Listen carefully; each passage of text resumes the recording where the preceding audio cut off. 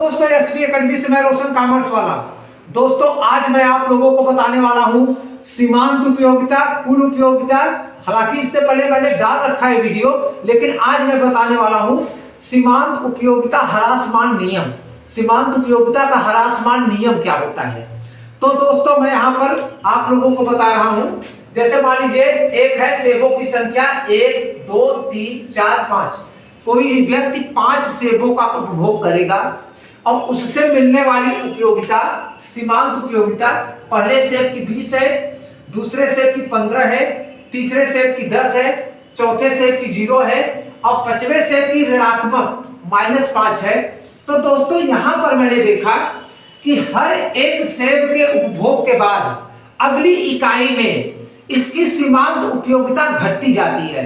दोस्तों इसी को कहते हैं सीमांत उपयोगिता ह्रासमान नियम। अब इसका ग्राफ और टेबल तो बना दिया है दोस्तों, ग्राफ फिर से बताऊंगा और फिर से आपको समझाऊंगा। और सीमांत उपयोगिता क्या होती है दोस्तों, एक इकाई के बाद अगली इकाई के उपभोग से, एक इकाई के बाद अगली इकाई के उपभोग से मिलने वाली जो संतुष्टि होती है दोस्तों, उसी को सीमांत उपयोगिता कहते हैं। और सीमांत उपयोगिता का यह नियम होता है ह्रासमान, कि अगली इकाई धीरे धीरे उसकी संतुष्टि घटती रहती है। जैसे 20 से 15 हुआ, 15 से 10 हुआ, 10 से 0 हो गया, 0 से -5 हो गया। तो यही है सीमांत उपयोगिता ह्रासमान नियम, कि एक इकाई के बाद अगली इकाई इसकी संतुष्टि धीरे धीरे घटने लगती है। दूसरा इंपॉर्टेंट चीज, सीमांत उपयोगिता 3 तरीके का होता है दोस्तों। एक तो धनात्मक होता है, जैसे यहां पर 20 15 10, ये 3 है धनात्मक, एक और एक है ऋणात्मक। सीमांत उपयोगिता 3 तरीके का पाया जाता है, एक धनात्मक, एक ऋणात्मक, एक शून्य। अब दोस्तों इसका क्या मतलब होता है, जब संतुष्टि उपभोग से मिलती रहती है तब होता है धनात्मक। जब संतुष्टि मिलना बंद हो जाता है, कोई भी संतुष्टि नहीं मिलती, सीमांत उपयोगिता, तब होती है शून्य। और जब संतुष्टि अधिकतम न होकर फिर संतुष्टि कम हो जाए, जैसे अगर किसी चीज का हम उपभोग कर रहे हैं और हमारा पेट भर जाए, उसके बाद हमें उल्टी हो जाए, तो हमारी उपयोगिता दोस्तों ऋणात्मक हो जाती है। हमारा जो संतुष्टि होता है, जो भरा हुआ है, थोड़ा कम हो जाता है, तो यहां पर कहते हैं इसे ऋणात्मक। तो दोस्तों यहां पर हम क्या करेंगे, आज जो ग्राफ बनाने वाले हैं, सीमांत उपयोगिता का ह्रासमान नियम क्या होता है वो बताऊंगा, और कुल उपयोगिता की ग्राफ बताऊंगा। हालांकि इससे पहले मैंने बता दिया। तो दोस्तों अब मैं बताने वाला हूं सीमांत उपयोगिता ह्रासमान का ग्राफ। इसमें नीचे है सेबों की संख्या। सेबों की संख्या दोस्तों 5 है, 0 के बाद 1 2 3 4 और 5। दोस्तों यह है सेबों की संख्या, और इस रेखा पे है सीमांत उपयोगिता। सीमांत उपयोगिता का जो गैप है वो अधिकतम 20 तक दिया है। तो 0 के बाद 5 10 15 20 25। अब दोस्तों ये सीमांत उपयोगिता का ग्राफ बताऊंगा, और ये सीमांत उपयोगिता का ग्राफ ही सीमांत उपयोगिता ह्रासमान नियम होता है। ये ह्रासमान नियम क्या होता है कि जैसे जैसे किसी वस्तु का हम उपभोग करते हैं, वैसे वैसे उसकी सीमांत उपयोगिता घटती जाती है। जैसे पहले सेब की उपयोगिता थी 20, सीमांत उपयोगिता थी 20। दूसरे सेब की सीमांत उपयोगिता थी 15 मतलब यहां दूसरे सेब की 15। तीसरे सेब की सीमांत उपयोगिता थी 10, तीसरे सेब की 10। और चौथे सेब की दोस्तों 0 मतलब यहां चौथे सेब की 0। और पांचवें सेब की ऋणात्मक हो गया।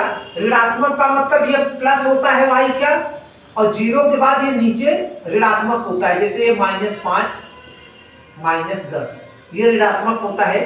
तो दूसरे से 5वें सेब में ऋणात्मक का मतलब यहां है, यानी यहां हो गया। अब उसके बाद एक रेखा जितनी बिंदुएं हैं, जैसे यहां पर एक बिंदु थी, पहले सेब में 20, दूसरे सेब में 15, यहां दूसरी बिंदु, तीसरे सेब में 10, यहाँ चौथे सेब में 4 यानी 0, पांचवें सेब में दोस्तों -5 और एक रेखा यहां से आएगा जो सभी बिंदुओं से होकर इसी को कहते हैं MU। MU का मतलब होता है मार्जिनल यूटिलिटी, इसी को कहते हैं MU मार्जिनल यूटिलिटी। और दोस्तों इसी को सीमांत उपयोगिता का ह्रासमान नियम कहते हैं, सीमांत उपयोगिता का ह्रासमान नियम कहते हैं। अब चाहे एग्जाम में सीमांत उपयोगिता नियम पूछे, चाहे सीमांत उपयोगिता ह्रासमान नियम पूछे, ग्राफ आपको यही बनाकर समझाना है। कैसे? पहली उपयोगिता पहले सेब की 20 थी, दूसरे में देखो ह्रासमान का मतलब होता है कम हो जाना, दूसरे सेब में सीमांत उपयोगिता 15 की हो गई, तीसरे सेब में सीमांत उपयोगिता 10 की हो गई, चौथे सेब में 0 हो गया, पांचवें सेब में -5 हो गया। तो सीमांत उपयोगिता का ह्रासमान नियम ये भी होता है कि जैसे जैसे किसी वस्तु का उपभोग करेंगे वैसे वैसे उसकी उपयोगिता घटती हुई चली जाती है। तो यहाँ पर देखेंगे कि उपभोग करने पर उपयोगिता धीरे धीरे कम हो गई। तो दोस्तों यही सीमांत उपयोगिता होता है और यही उपयोगिता घटना ही हमारा सीमांत उपयोगिता ह्रासमान नियम। दोस्तों कुल उपयोगिता का जो मैं ग्राफ बताने चल रहा हूँ, कुल उपयोगिता का ग्राफ कुल उपयोगिता वाले टेबल से बनेगा। जैसे सीमांत उपयोगिता का ग्राफ सीमांत उपयोगिता वाले टेबल से बना था, तो कुल उपयोगिता का ग्राफ कुल उपयोगिता वाले टेबल से बनेगा। तो कुल उपयोगिता में पहले है 20, पहले सेब में कुल उपयोगिता 20 है, तो पहले सेब में कुल उपयोगिता दोस्तों 20 की आई। दूसरे सेब में कुल उपयोगिता 15 और बढ़ गई, तो 20 और 15 35 हो गया। तो दूसरे सेब में दोस्तों 35, यहां पर दूसरे सेब में 35 यहां तक हो गया। तीसरे सेब में दोस्तों कुल उपयोगिता हमारी 45 की हो गई, 10 और बढ़ गई, तो 45 का मतलब दोस्तों यहां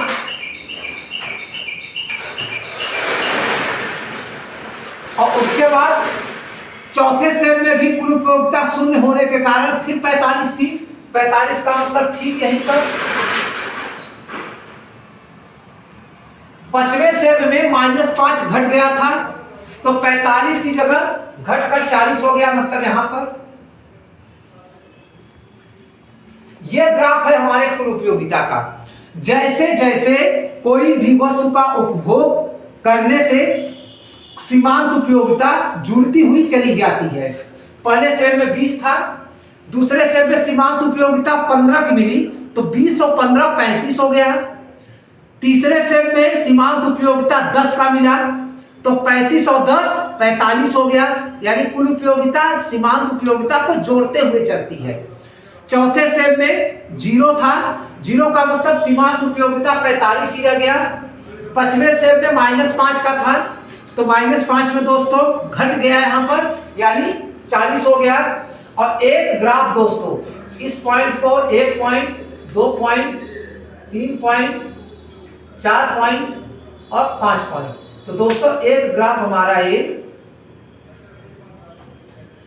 यहां से आएगा,